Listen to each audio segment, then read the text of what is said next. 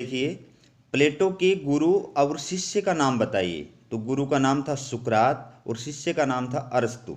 अगला क्वेश्चन है, प्लेटो के माता पिता का क्या नाम था? तो माता का नाम था परिकतियोन और पिता का नाम था अरिस्तोन। प्लेटो के समय दो प्रसिद्ध यूनानी नगर राज्यों के नाम बताइए। तो एथेंस और स्पार्टा। अगला क्वेश्चन है, प्लेटो की किन्हीं चार रचनाओं के नाम बताइए। Republic, Statesman, Laws, Apology. Plato द्वारा रिपब्लिक की रचना का क्या उद्देश्य था? तो प्लेटो द्वारा रिपब्लिक की रचना के निम्न उद्देश्य थे।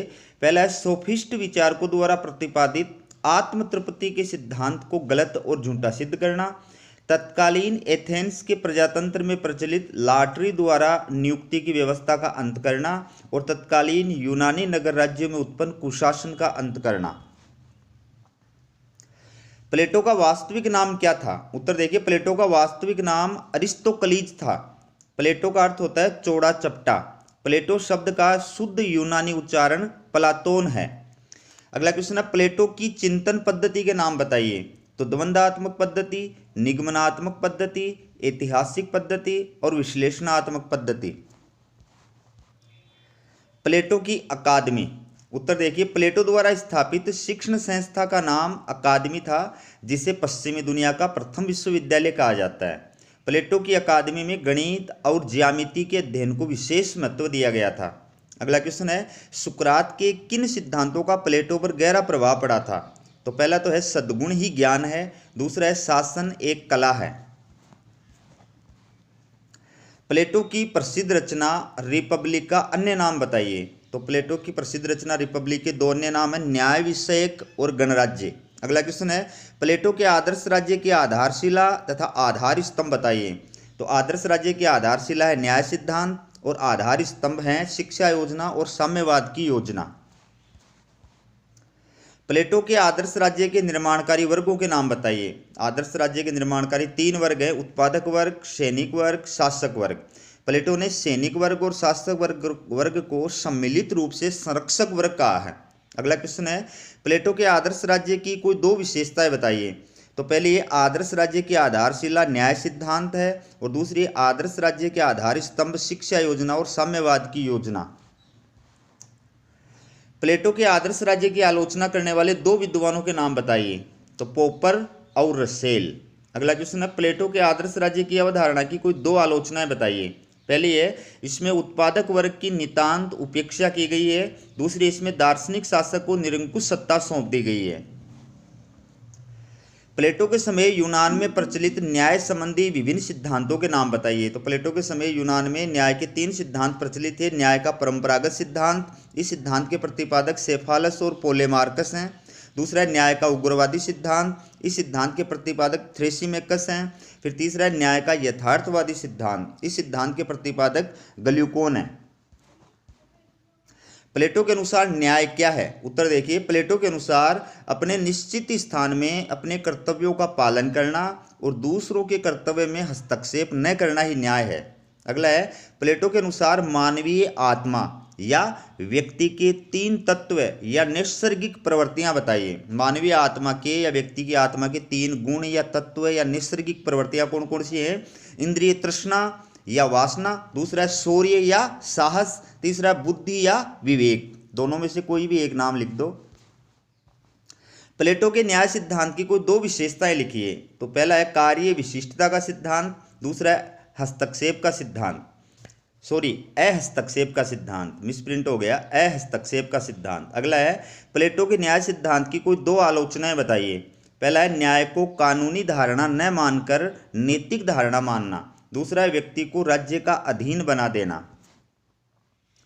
प्लेटो के शिक्षा सिद्धांत की कोई दो विशेषताएं लिखिए। पहला है राज्य द्वारा नियंत्रित और अनिवार्य शिक्षा, दूसरी है स्त्री पुरुष के लिए समान शिक्षा।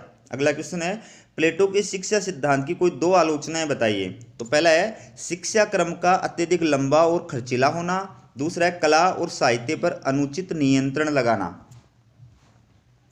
प्लेटो के साम्यवाद की योजना के दो रूप या प्रकार बताइए। तो एक है संपत्ति का साम्यवाद, दूसरा है परिवार या स्त्रियों का साम्यवाद।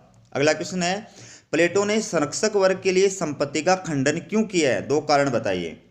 तो संरक्षक वर्ग यानी सैनिक वर्ग और शासक वर्ग के लोग संपत्ति से वंचित किए गए हैं। प्लेटो की साम्यवाद की योजना में क्यों वंचित किए गए हैं? पहला कारण बताया है, संपत्ति संरक्षक वर्ग को स्वार्थी एवं लालची बना देती है। दूसरा, संपत्ति की वजह से राज्य की एकता और न्याय खतरे में पड़ सकता है।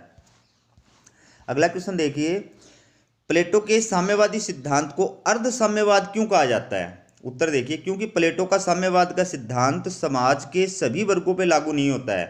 ये तो समाज के केवल 2 वर्गों, शासक वर्ग और सैनिक वर्ग पे ही लागू होता है। अगला क्वेश्चन है, प्लेटो के साम्यवाद के सिद्धांत की कोई 2 आलोचनाएं बताइए। या इसको दूसरे प्रकार से पूछा जा सकता है कि अरस्तु द्वारा प्लेटो के साम्यवाद के सिद्धांत की कोई 2 आलोचनाएं लिखिए। पहला है, ये सिद्धांत मानवीय प्रकृति की मूलभूत प्रवृत्तियों की अवहेलना करता है। दूसरा, ये सिद्धांत उत्पादक वर्ग पर लागू नहीं होता है। प्लेटो के साम्यवाद और आधुनिक साम्यवाद में कोई 2 अंतर बताइए। तो पहला है, प्लेटो के साम्यवाद का लक्ष्य राजनीतिक है, जबकि आधुनिक साम्यवाद का लक्ष्य आर्थिक है। दूसरा है, प्लेटो के साम्यवाद का सिद्धांत समाज के सभी वर्गों पर लागू नहीं होता है, जबकि आधुनिक साम्यवाद का सिद्धांत संपूर्ण समाज पर लागू होता है। अगला क्वेश्चन है, प्लेटो के साम्यवाद की योजना के सबसे प्रबल आलोचक कौन है? उत्तर है, प्लेटो की साम्यवादी योजना के सबसे प्रबल आलोचक उसके प्रसिद्ध शिष्य अरस्तु हैं।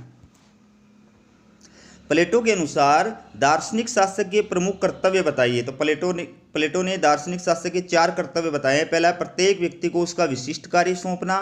फिर है, भावी शिक्षकों की शिक्षा का संचालन करना और राज्य के हितों की रक्षा करना और धन और संपत्ति की असमानताओं पर नियंत्रण रखना। अगला क्वेश्चन है, प्लेटो के दार्शनिक शासक के कोई 2 गुण बताइए।